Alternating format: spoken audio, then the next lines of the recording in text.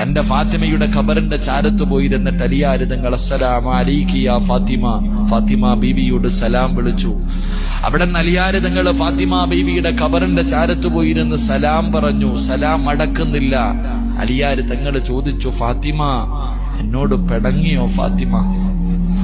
എന്തേ നീ എന്റെ സലാം അടക്കാത്തത്? മണിയറയിൽ പിണങ്ങിക്കിടക്കുന്ന, കിടപ്പറയിൽ പിണങ്ങിക്കിടക്കുന്ന ഭാര്യയുടെ പിണക്കം മാറ്റുന്നത് പോലെ അലിയാർ തങ്ങൾ തന്റെ ഭാര്യയുടെ ഖബറിന്റെ ചാരത്ത് ഒന്നാമത്തെ രാത്രി പോയിരുന്നിട്ട് ചോദിക്ക, എന്തേ ഫാത്തിമ നീ എന്റെ സലാം അടക്കാത്ത? എന്നെ മറന്നു ഫാത്തിമ? വീണ്ടും സലാം പറഞ്ഞു. സലാം അടക്കണില്ല. അലിയാർ തങ്ങൾ ചോദിക്ക, എന്തേ നീ എന്നോട് പിണങ്ങേ? മടക്ക് ഫാത്തിമ, എന്നെ മറന്നു പോകല്ലേ ഫാത്തിമ?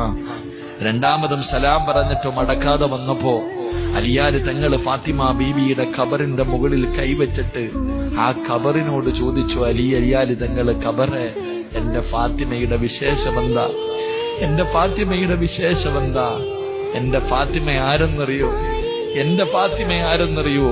കല്യാണത്തിന്റെ ഒന്നാമത്തെ രാത്രി മണിയറയ്ക്ക് കത്തിച്ചിരിക്കുന്ന മുഖത്തോടെ കേറി വന്ന എന്നോട് ഖബറിനെ കുറിച്ച്, ഖബറിന്റെ ഏകാന്തതയെ കുറിച്ച്, ഖബറിന്റെ ഞെരുക്കത്തെ കുറിച്ച്, ഖബറിന്റെ അദാബിനെ കുറിച്ച് എനിക്ക് പറഞ്ഞു തന്നവളാ എന്റെ ഭാര്യ.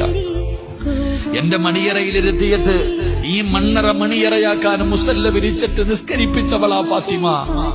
ആ ഫാത്തിമയാണ് നിന്റെ വയറിന്റെ അകത്ത് കിടക്കുന്നത്, ഈ ഖബറിന്റെ അകത്ത് കിടക്കുന്നത്. എന്റെ ഫാത്തിമയുടെ വിശേഷമെന്ത് എന്ന് ഖബറിന്റെ ചാരത്തിരുന്ന് കരഞ്ഞുകൊണ്ട് ചോദിച്ചു എന്ന് ചരിത്രം പറയുമ്പോ എന്റെ പ്രിയപ്പെട്ട സഹോദരങ്ങളെ, ജീവിതമെന്ന് പറയുന്നത് ഇതിനാ മക്കളെ. അതുകൊണ്ട് എന്റെ പ്രിയപ്പെട്ട ഉപ്പമാരോട് ഉമ്മമാരോട് പറയുകയാ, റസൂലുള്ളാഹി സ്വല്ലല്ലാഹു അലൈഹി വസല്ലമ തങ്ങൾ പറഞ്ഞു, ഇതുപോലെ വേണം നിങ്ങളുടെ മക്കളെ